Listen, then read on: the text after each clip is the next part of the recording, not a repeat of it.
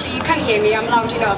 I just want to say, if it rains, do not go for cover because it's seen as very auspicious for special occasions when it rains, so let's enjoy it. I just want to say and start with is I'm also a councillor in Rotherham. I came on the back end of all the troubles that we had from 2015 and I joined the council then.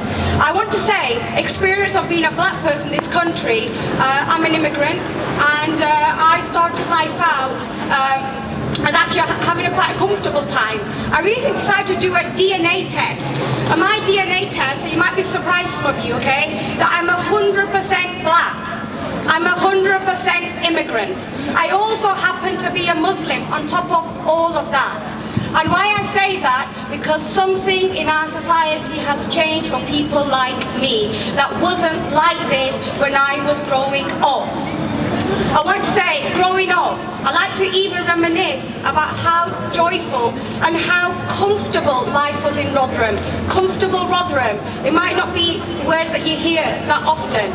Growing up, the worst of hate and racism would be things like the word P that you might hear on the streets. The best used to be what I used to refer to the drive-by haters who would shout out from the window when the Iraq war was happening, Saddam Hussein. I used to blame the mustache or something. I used to get things like bacon, and I told you it was going to rain. It's suspicious.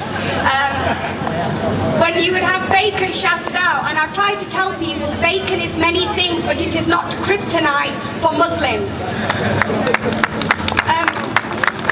I tell you that the rhetoric is very different today.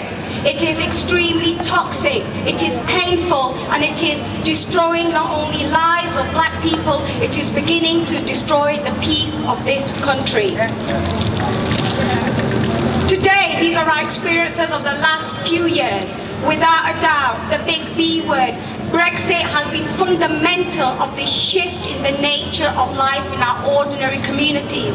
We've experienced locally and in places like Sheffield over 18 far-right marches. We have things like Punish a Muslim Day. We have things like car bombings, just in my local area called East Dean.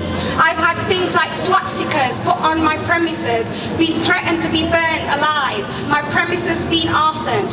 That's how things have shifted. I tell you one thing, is I grew up under Labour government and that's not what my life used to be like.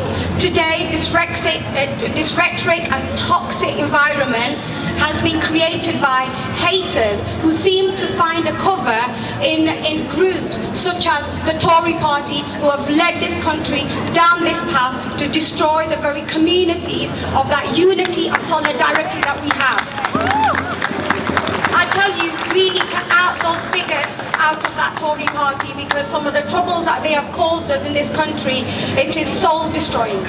I want to thank lots of the trade union and their efforts like Unite, like Stand Up to Racism, like Black Lives Matter, like Momentum, like the Trades Council, and the list goes on, for the efforts of all of those members giving solidarity to all communities, to giving us protection, to defending each other, and more than anything, standing with each other against hate and against bigotry in this country.